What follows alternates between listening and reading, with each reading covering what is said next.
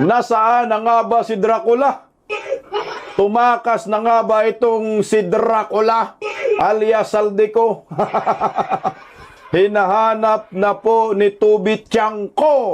Marami na pong naghahanap dito kay Saldico. Marami na pong katanungan na bumabalot. Tumakas na nga ba ito? Dahil hindi po maaninag na kahit sa TV interview ay hindi mo mapanood at hindi mo mapakinggan. Pagkatapos po bumalot ang napakalaking controversial patungkol po sa flood control projects under Marcos admin na umabot na nga ho ng 1.2 trillion pesos. Ay, swerte ng mga buhayang Dracula na to. 84 billion pesos tumiba itong kumpanya ni Dracula. At ayon po kay Tubi Tiangco, dapat umano magpaliwanag itong si Dracula dahil siya lang po ang may alam at siya po ay chairman ng General Appropriation Committee sa House of Crocodile Farm. Alam niyo po mga kabisdak, no, pinaglalaruan lang ho tayo ng mga Dracula, mga buhaya dyan sa Kongreso. Bilyones na po ang kanilang kinukulimbat na dapat po hindi ito titigilan ng maraming Pilipino. Sino nga ba si Dracula? At ano ang sinisipsip dito? Ito, saan mga ba nag-umpisa yung Dracula? Alam niyo ho, siguro napanood rin po ninyo ito eh. Ano muna tayo, throwback muna tayo para at least guided tayo sa ating pag-uusapan ngayong araw. Itong si Dracula, ito po ay tawag ni Senator Joel Villanueva kay Saldico.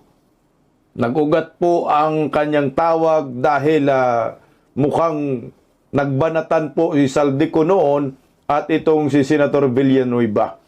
At ibinunyag nga ho ni Senator Villanueva na sandamakmak na flood control projects ang meron sa Bicol na baluarte ni Dracula. Pakinggan po muna natin mga kababayan ko itong mga isiniwalat ni Senator Joel Villanueva bago po natin pag-usapan ang buong kwento sa buhay ni Dracula na bilyones ang sinisipsip sa kaba ng bayan. Yawards! Pakinggan po natin ito mga kabisdak. So malinaw po na tama po ang mga pondong ito, which means Region 5, the Bicol Region flood control projects for 2023 and 2024 is about 61.4 billion pesos. Now, Mr. President, Okay ha, dyan pa lang ha. 2023, 2024 pa lang, 61 billion pesos na ang flood control projects dyan sa Kabikulan na kaharian ni Dracula. Yan pa lang ayawan. Hindi pa natin pinag-uusapan yung mga nakuha na kontrata ni Dracula.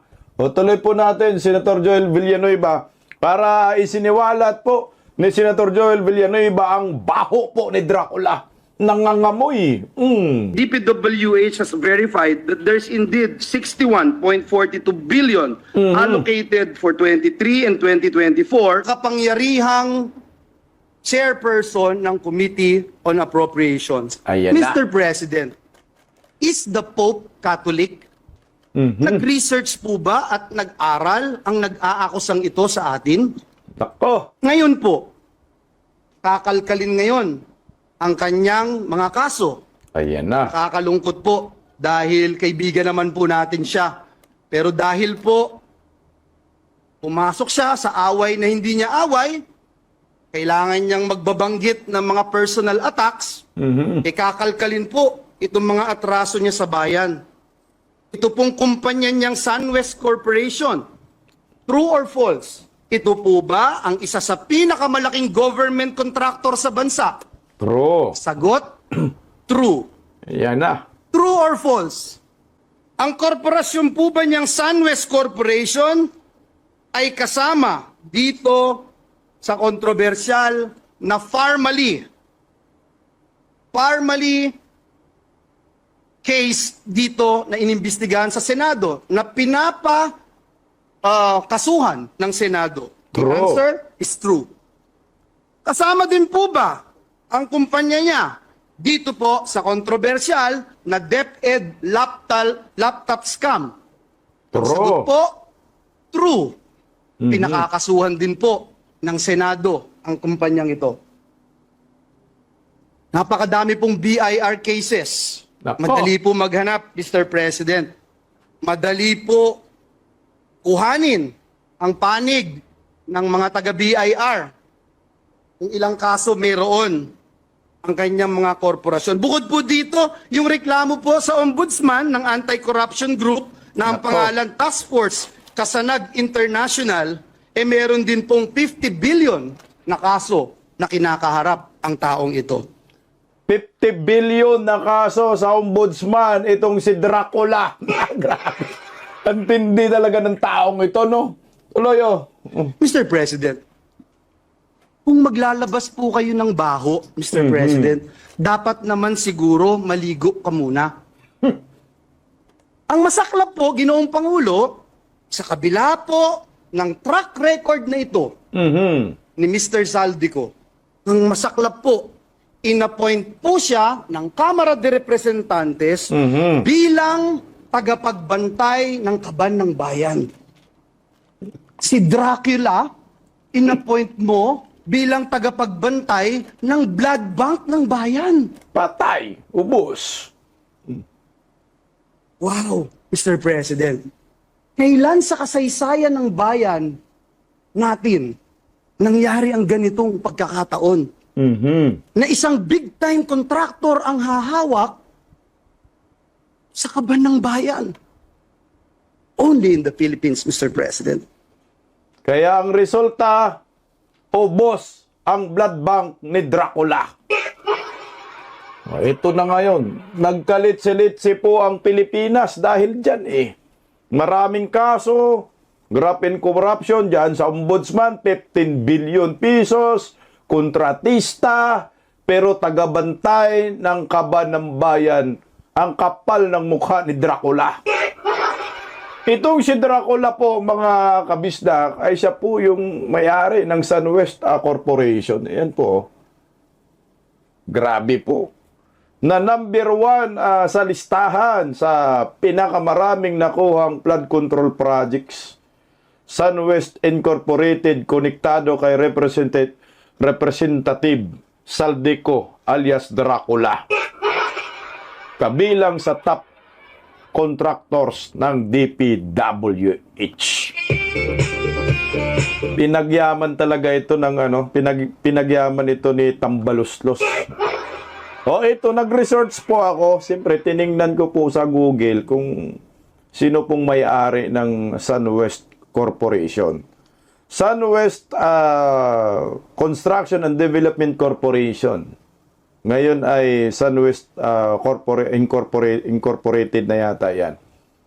Established po yan 1997, no? And is a prominent leader in infrastructure development and construction in the Bicol region. The company has diversified into other sectors including energy, real estate development, property management, and hospitality. So, ang dami palang nito, ginagawa ng kumpanyang ito.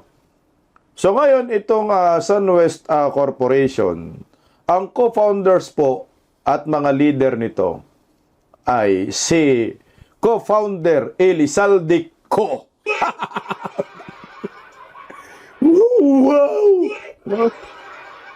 Was the Chief Executive Officer of the SunWest Group of Companies. So, siya po yung CEO, no? Although co-divested from SunWest Incorporated in 2019 to comply with the Public Service Regulation. So, divest na. Kahit nag-divest ka, balikaw pa rin may-ari dyan. His brother Christopher Co was also a co-founder of the company. Nag-divest ka na, pero pamilya pa rin ninyo may-ari, niloloko mong taong bayan, no? Ayan po yung papel ni Saldico. Siya talaga yung CEO. Siya talaga yung may-ari. Alangan naman, siyempre, kunyari lang, ikaw muna kasi, magiging kongresista ako. Kasi pag pumasok ako ng pagka-kongresista, tiba-tiba ako dito. At yun nga mga kababayan, anong masasabi niyo sa balitang ito? Maaring ihayag ang inyong opinyon at kuro-kuro sa comment section sa ibaba. Huwag din kalimutang mag-like, mag-subscribe at mag-share sa bidyong ito. Maraming salamat sa panonood.